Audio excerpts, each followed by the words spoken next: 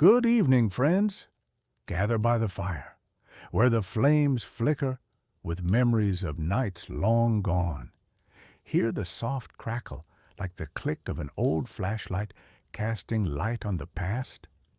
Tonight, I'll share Jack's story, a man who found a flashlight, not just metal and glass, but a beam of his youth, his family, and wonders he nearly left in the dark. Jack was 60. He returned to his hometown in Illinois to clear out his mother's house after her passing. The house stood by a maple-lined street, old, with a chipped porch and a backyard thick with crabgrass. Inside, it smelled of vanilla, damp wood, and his childhood, a scent he hadn't felt in years. Jack hadn't been here in 32 years. He wandered through rooms warm with the past, the kitchen where his mother baked pies, the living room with a faded rug. In the basement, on a sagging shelf, he found a flashlight, scratched with a heavy switch, one he and his sister used to explore the yard as kids. Jack flicked it on, and the faint click carried him back to the 70s. This flashlight was their magic, a symbol of nights when his mother taught him to seek the unknown.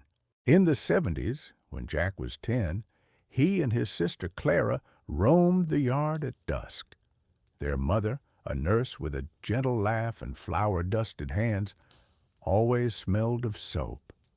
At night, she'd hand them the flashlight, saying, "The world's full of mysteries, Jack. Shine a light on them." They hunted for fireflies, traced shadows, and she'd join, telling stories of her childhood. "Be curious," she'd say, "and you'll never be lost." She gave extra pies to neighbors, helped kids with homework, saying, "Share your light, and it grows." Jack loved those nights, dreaming of being an astronaut. But one day, he nearly turned from her lessons. In the summer of 1975, caught up with new friends, he ditched their evening hunt. "This is kid stuff," he snapped and ran off. His mother didn't scold, but her laugh softened. Later she said, "The dark's always there, Jack, but so's your light." Jack stayed quiet, guilt nudging him. That moment lingered. Jack spent less time with his mother and Clara, drawn to friends and dreams of a bigger world. He moved to Chicago, became an accountant, built a career. Nights with the flashlight faded. His mother sent letters, neat and warm. "Jack, the yard's dark. Bring your light back?" He replied briefly, buried in spreadsheets. When his father died 20 years ago, he came to the funeral but left fast. His mother passed last summer, and Jack missed her goodbye. A tax season crunch took priority. Now in the basement, he felt a shadow. He'd lost not just his mother, but her lessons about curiosity, sharing, and the home he left for ambition. By the fire, Jack held the flashlight. Its scratches gleamed heavy with memory. He clicked it, and the beam flickered, bringing back those nights. Jack was 10 again. He saw his mother, her soap-scented hands, their laughter as the light danced. But behind that was his regret. He'd dimmed her lessons while chasing dreams. On the shelf, he found a shoebox.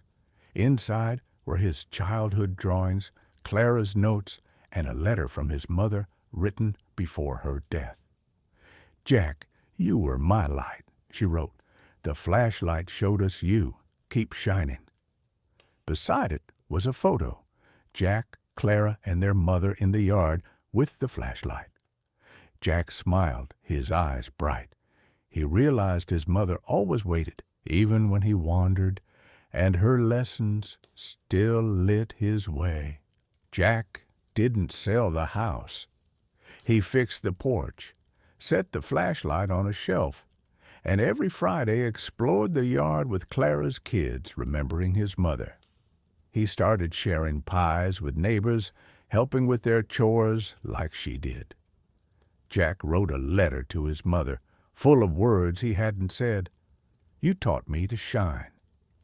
It went into the box beside the photo, his promise. We sometimes lose our light, but we can always flick it on again. What will you illuminate today? Thank you for joining us by the fire.